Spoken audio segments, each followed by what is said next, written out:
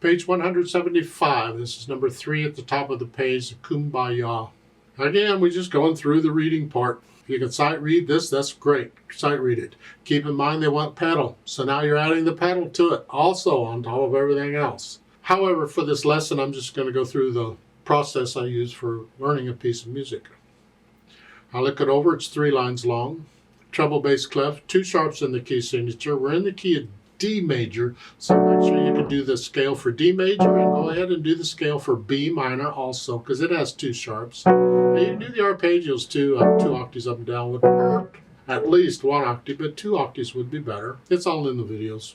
And 4/4 time. Now we have a 2-beat pickup beat. Well, the other 2 beats are at the end, so we're okay. Coming in on beat 3, I'm going to take it 1 hand at a time. Right hand. And it's 1, 2, 4 in this position. The reason is because we have a B coming up. So we're here. 3, 4, 3, 4, 1 and 2 and 3 and 4, 1, 2. And these are tied, so you're going to hold those down. That's pretty much it. Now measure 10, you're here in the measure 11. They want 4th finger, and then you see the 4-5? That's a finger substitution. I think we've done this before. But while you're holding it down, you put the 5th finger on it. We just changed fingers. We substituted a finger for another. Here. And I typically would do the substitution fairly soon because in some pieces you got to do it real quick. So I just get in the habit of doing it quickly here. This way we're in position for the rest of it. Okay. Left hand's got the chords. You got the 1 chord, the 4 chord, and the second line on measure 7, it's 5/7 chord. It's easier when you can just recognize these chords as one thing and you're not trying to play all these notes. You're just playing the chord. That's all we're doing. Put it together. 2,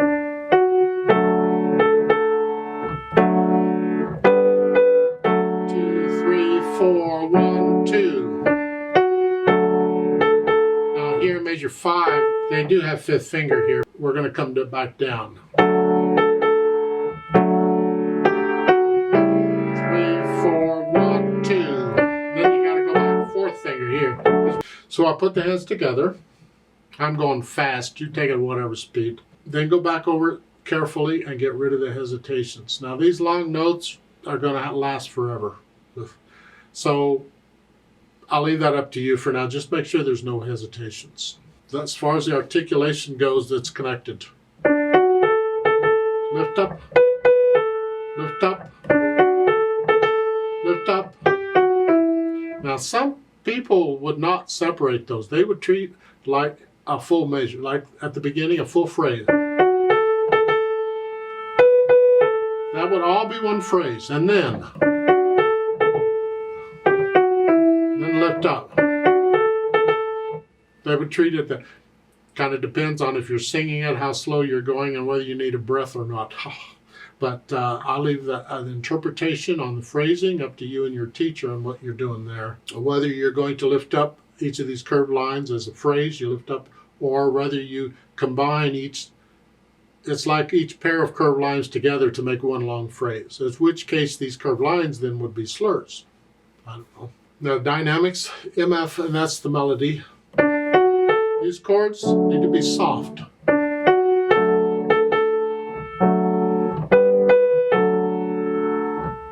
See what, and what the last 2 measures, the first line, the whole notes, and then the half notes. When I play this, I want to still hear that. It's tied. I want to hear that. Don't drown it out.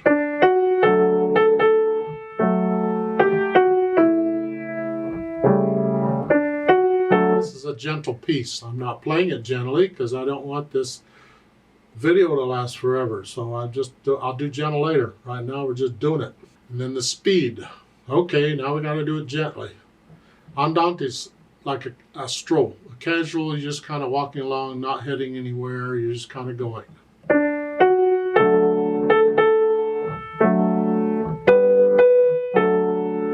Just make sure you hold these long notes out the full count. Don't cheat them. Because the long notes are going to want to speed it up. But these quarter notes and dotted rhythms are going to slow it down. It's all going to be one speed. Then on top of that, they added the pedal. okay, if you're going to add pedal. It's just, why are we pedaling? Again, if you're going to pedal, pedal for a reason. And I learned it without the pedal first, so I make sure the fingers are doing everything. Here, we're pedaling it to help connect the repeated notes and to give the longer held notes overtones, color, some character.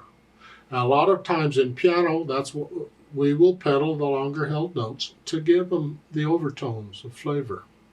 Because if I just play a note, it just dies away. But if I can give it overtones, it goes, oh, there's stuff going on there. It's a little less boring or more interesting, and that's really what they're doing. However, we don't want to mess up the phrasing, and the way they're pedaling it like every 2 phrase marks is 1 phrase. So that would make these curved lines slurs.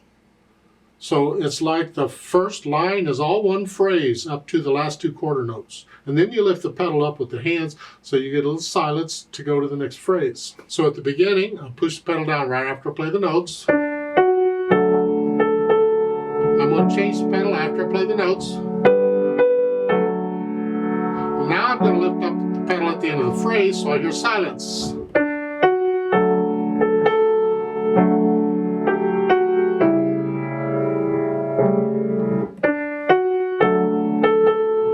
That's how they're pedaling it through. For the most part, it's all right. Now, there's a little blurriness in there. If it bothers you, then change the pedal. Like in measure 6 here. If you don't want that, I would lift the pedal up on those quarter notes. So measure 5 is here. Then just lift it up right after I play the first quarter note. And then lift it up. That way, it's clean. I don't need overtones on the quarter notes. And the last 2 measures or 3 measures, that's fine if you want to do that. If you don't want both of those notes, then don't pedal the F sharp. Just pedal the D and then change it. And the reason for pedaling the D is because I want to connect this. I need the pedal for that. So I'm going to here, otherwise I wouldn't pedal the D either. It would be here. But I have this and I want to connect it. So I pedal the D and then change it. But I get a clean sound. So that last line is here.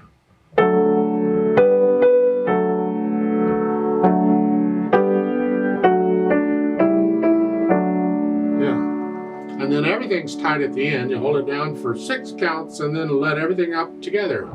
Okay. That's basically the pedal.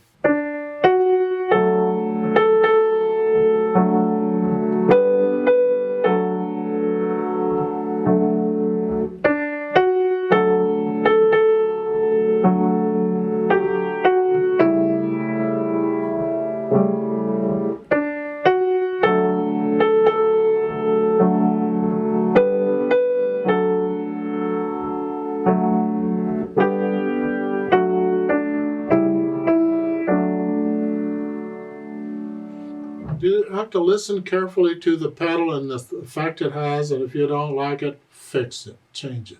Let's play this together very slowly and check the notes and the rhythms. I'm not going to do the pedal because we're just checking notes and rhythms. I'm not doing the dynamics. Okay, I'll give us 2 counts because we come in on beat 3. Ready, go. 1 and 2 and 3 and 4 and 1, 2. 1, 2, 3, 4. 1, 2. And 2, 4. 2. 2, 3, 4. 1, 2. And 2, 4. 2. 2, 3, 4. 1, 2.